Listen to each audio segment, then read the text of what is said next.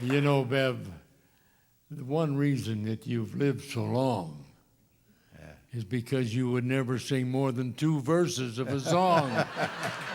A 2-verse man. Yeah.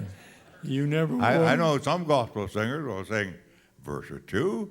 I said to Billy when he wanted me to come with him, I said, Right. I've heard that gospel singers will stop and talk a while. Would I have to do that? He chuckled and he said, I hope not. Then I said, I want to come with you. Right. Many over 60 years ago. Yes. And I was there when it happened, and I ought to know. I want you to tell them how you wrote I'd Rather Have Jesus. Can you get it in a good low key so you can sing it for us, too? I'm kind of froggy tonight. In our backyard, we have a little pond there. We have some frogs, and I'm afraid to go by it. And I try to pick one up, and it goes there and stays there. What am I supposed to do? Tell them how you wrote I'd Rather Have yeah. Jesus. Well, a lady by the name of Rhea Miller wrote the words, and my mother wanted me to see the words, and she put them on a cardboard in big letters, the piano. I come down Sunday morning at 7:30, and I'd rather have Jesus than anything. I just had to sing it. Then to be the king of a vast domain, I had to. So I did keep B flat. I guess that was. Oh my God, that's a little high these days. Yeah, make it A.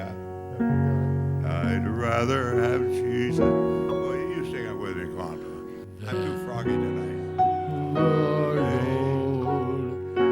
rather be Have riches untold. I'd rather have Jesus these lands. I'd rather be led by His Savior's hand than to be the king of a vast domain, or be held in sin rich way. I'd rather have Jesus than anything this world affords today. You know,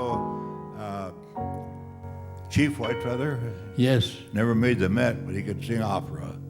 He was asked to sing at the White House, King George VI and the young Queen, and he sang a couple of arias, and then may I sing something from here? And he sang, How Great Thou Art. Excuse me, I'd rather have Jesus. Right. And after it was over, the young Queen said, that song bespeaks the sentiment of my heart and that of my husband.